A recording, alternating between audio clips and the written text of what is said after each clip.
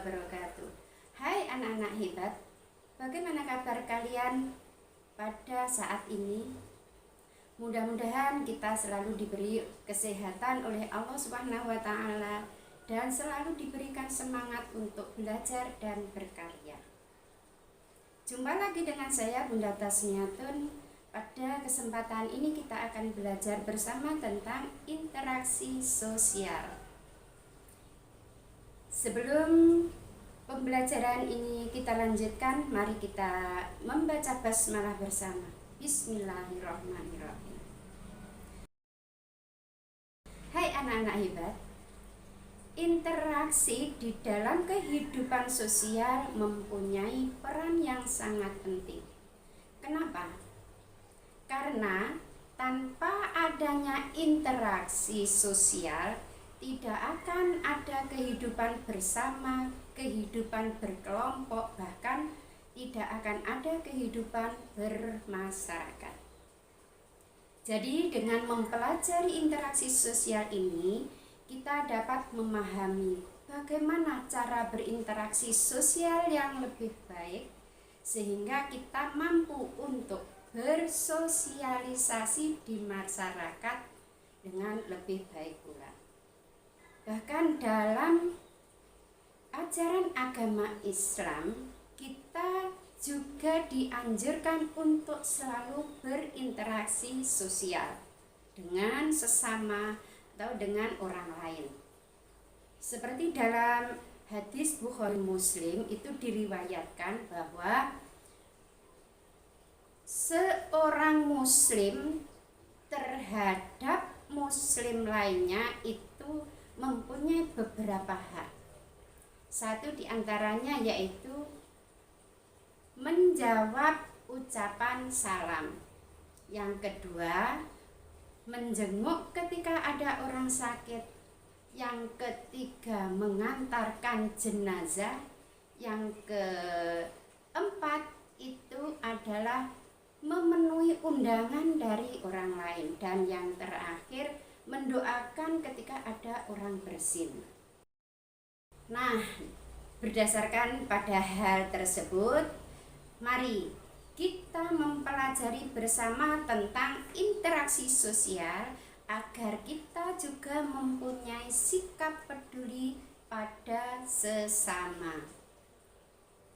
Anak-anak hebat, ada beberapa tujuan dari pembelajaran pada kesempatan ini. Yang pertama yaitu diharapkan siswa mampu mendefinisikan interaksi sosial. Yang kedua, siswa mampu mengetahui jenis-jenis interaksi sosial. Yang ketiga, siswa juga memahami ciri-ciri interaksi sosial.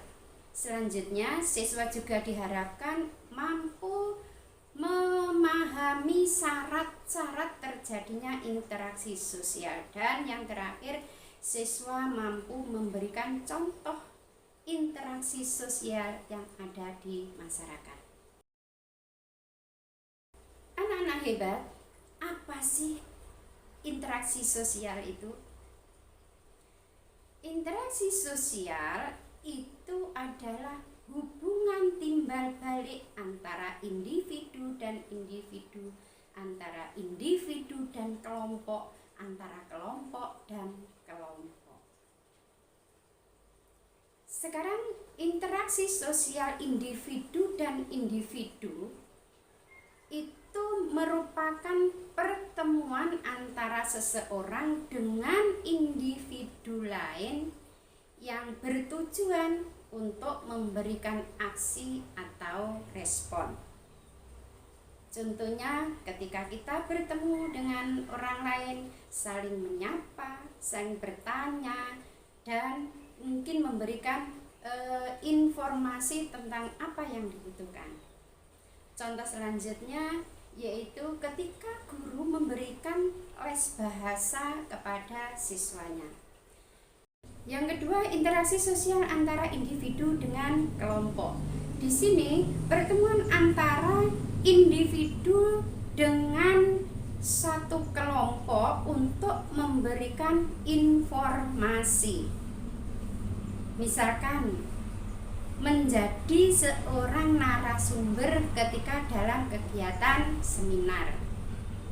Contohnya lagi, ketika seorang guru memberikan materi di dalam kelas kepada murid-muridnya.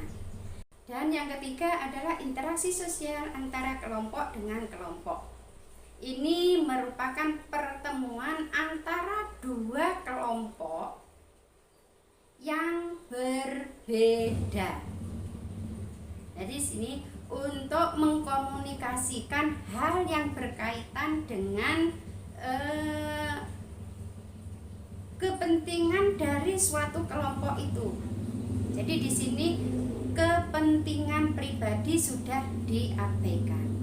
Contohnya para pemuda Karang Taruna yang memberikan informasi kepada masyarakat untuk saling bekerja sama membersihkan lingkungan karena akan ada lomba lingkungan bersih.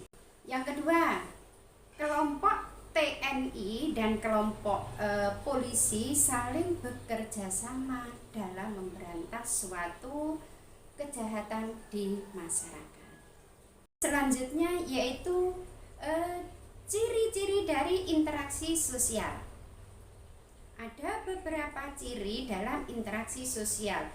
Yang pertama, jumlah pelaku dari interaksi sosial itu lebih dari satu orang. Yang kedua, adanya komunikasi di antara para pelaku dengan menggunakan simbol-simbol. Dan yang ketiga, adanya tujuan tertentu. Terlepas itu tujuannya sama atau tidak sama antar orang yang melakukan interaksi. Dan yang terakhir, adanya dimensi ruang dan waktu. Kapan hal itu dilaksanakan? Pembahasan selanjutnya yaitu masalah syarat-syarat terjadinya interaksi sosial. Syarat yang pertama, adanya kontak sosial. Dalam ilmu sosiologi, kontak sosial itu tidak hanya dilakukan dengan tatap muka atau face to face, tetapi bisa juga dengan menggunakan perantara seperti menggunakan telepon. Bisa informasi itu bisa didapat dari televisi, dari majalah, atau dari media sosial ya seperti yang berkembang pada saat ini. Kontak sosial sendiri itu dibagi menjadi dua. Yang pertama, kontak sosial yang bersifat primer. Itu kontak sosial yang dilakukan secara langsung tatap muka. Dan yang kedua, kontak sosial yang bersifat sekunder. Di sini menggunakan kontak sosial menggunakan perantara seperti yang kita sebutkan tadi, bisa lewat telepon, lewat media sosial, atau lewat televisi seperti itu. Syarat yang kedua yaitu adanya komunikasi. Unsur-unsur dari komunikasi itu diantaranya adanya komunikator, yaitu seseorang yang menyampaikan suatu pesan. Yang kedua, adanya komunikan, yaitu seseorang yang menerima pesan. Yang ketiga adalah pesan itu sendiri. Harus adanya pesan, yaitu sesuatu hal yang disampaikan oleh komunikator. Dan selanjutnya harus ada media, perantara untuk menyampaikan pesan.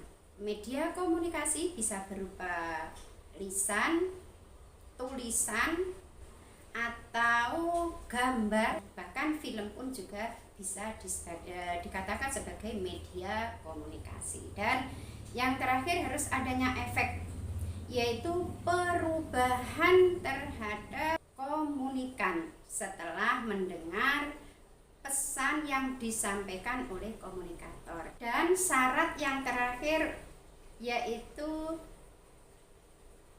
dilaksanakan dalam keadaan sadar. Itulah teman-teman hebat, pembahasan pada kesempatan ini mudah-mudahan bisa menambah ilmu dan bisa dijadikan referensi sebagai bahan belajar dari saya. Terima kasih. Assalamualaikum warahmatullahi wabarakatuh.